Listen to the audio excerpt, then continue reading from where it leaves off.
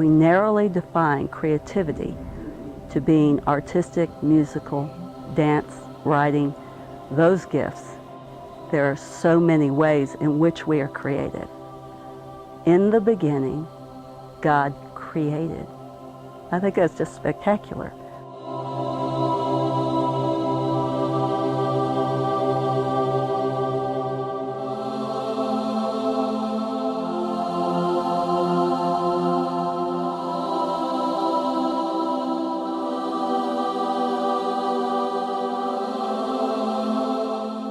The heavens declare the glory of God. The skies proclaim the work of his hands. Day after day they pour forth speech. Night after night they display knowledge. There is no speech or language where the voice is not heard. Their voice goes out into all the earth, their words to the end of the world.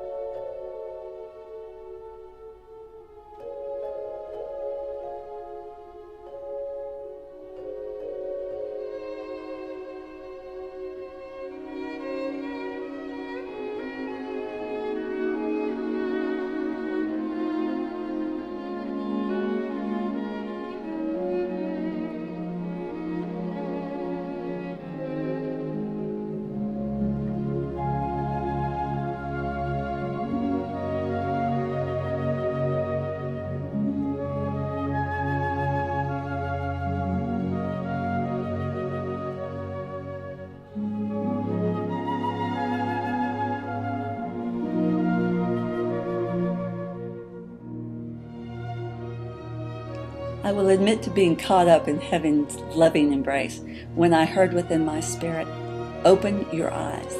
I did. My eyes weren't seeing anything unexpected, yet he had locked into my gaze. He was looking deep, beyond any layer of facade, to the deepest deepness within my most real self. He was staring unflinchingly at all of me, with such exquisite tenderness and affection that it was his delicious sweetness that made the moment possible to bear. And I heard, "I want to be nostril to nostril close. I want you to be willing to stay put in the intense intimacy." And even though I was blushing and wanting to cut my eyes away, there was a deeper desire to please my king and to find and to know him better.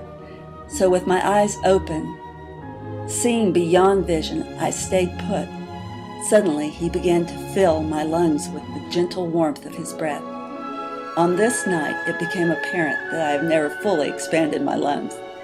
He filled me, and as I breathed out, he inhaled my breath. Back and forth, gaze to gaze, nose to nose, we shared each other's breath. Staggeringly intimate. And then I heard, not just from the inside of my ears, but as if he were speaking sound with his entire being into and through mine, the truth that changes everything. His presence leaned in, and he, without an ounce of self-protection, tenderly uttered these exact words, "Your breath refreshes me." I stood frozen in that moment, and as the unbridled truth of his passionate desire for our nostril-to-nostril intimacy settled into my being. I stood frozen in that moment as the unbridled truth of his passionate desire for our nostril-to-nostril intimacy settled into my being. In an instant, his sheer, unveiled, staggeringly intimate revelation connected all the dots of my life to realign with this truth. We are his deepest desire. He longs for us. Dearest children of the Most High God, the Mighty One wants you to be nostril to nostril close with him. He is again boldly making the first courageous move. He is single-minded. His agenda has not changed. He pursues you with everlasting love. He has, in open tenderness, revealed the raw, naked, unprotected truth of his deepest longing, issuing forth this invitation. Your breath refreshes him.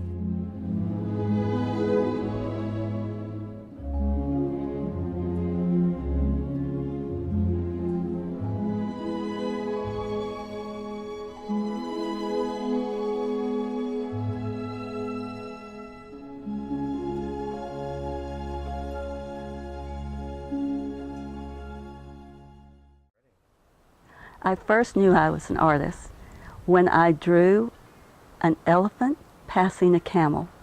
And my mother was somehow really enchanted with that. And she would show it to her friends and she would talk about it. I'd hear her talking about the concepts and about how the colors were not the colors of the normal animals. And she put it up for everybody to see.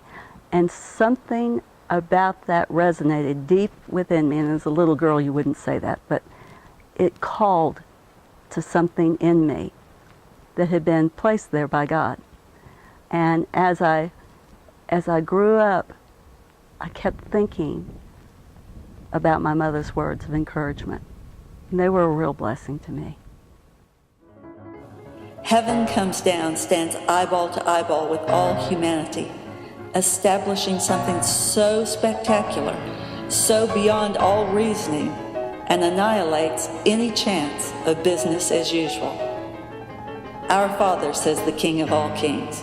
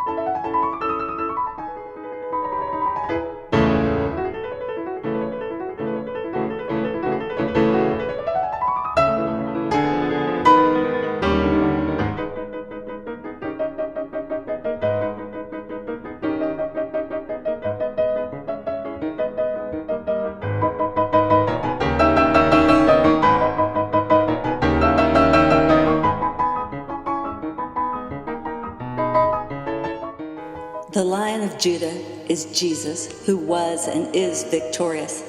He is able, he has overcome and conquered, and he will return to claim his bride.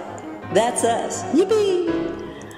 In November 2009, at Beltway Park Baptist Church during a Global Awakening Conference, I received a creative download, an outpouring, an instructional teaching, and a mighty blessed gifting from heaven. After feeling led to carry my art bag with me on the last day of the conference, I sat propped up against the wall listening to the teaching. I unpacked my pastels and on a piece of paper began to draw. I was compelled to draw one lion and then a second on cardboard. The first was definitely something new and left that night with a missionary couple on their way to serve in the field. And then it was a complete unloosing and release into a gifting that I have never known. The result was his face. He is the Lion of Judah. He is mighty and he is good. He is fierce and he is gentle. He is the holy hound of heaven who pursues us with his everlasting love. I have thought much about how the enemy is like a prowling lion, wanting to spill blood and looking for who he can devour. I think that it's so interesting that 1 Peter 5:8 says, he comes like a lion. He isn't actually a lion. He is a counterfeit. Conversely, our bridegroom, Jesus, comes as the one and only Lion of Judah to capture what he has already paid for with his own shed blood. He seeks each of us, and his bait is everlasting love. Revelation 5:5. Then one of the elders said to me, do not weep. See, the Lion of the tribe of Judah, the root of David, has triumphed. He is able to open the scroll and its 7 seals.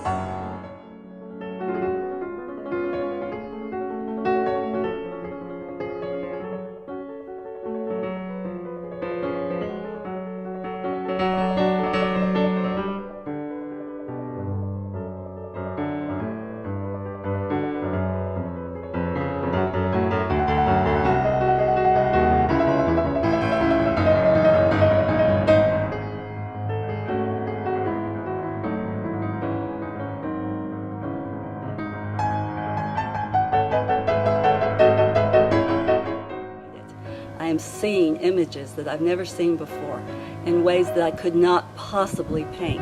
But I can just almost capture the very edge of how it feels, or the very edge of some colors. I'm being able to perceive colors that we don't even recognize with our eyes. And I know that there's so many other colors that we're going to get to know and explore. And I'm getting to actually feel the presence of some of those colors, some of the blues and greens that I've never seen before. All of a sudden, I know that there is something more. I'm Latimer Ramsey, and I'm an artist. And I'm more specifically a prophetic artist, which means that I listen for what God's direction is, and I paint that.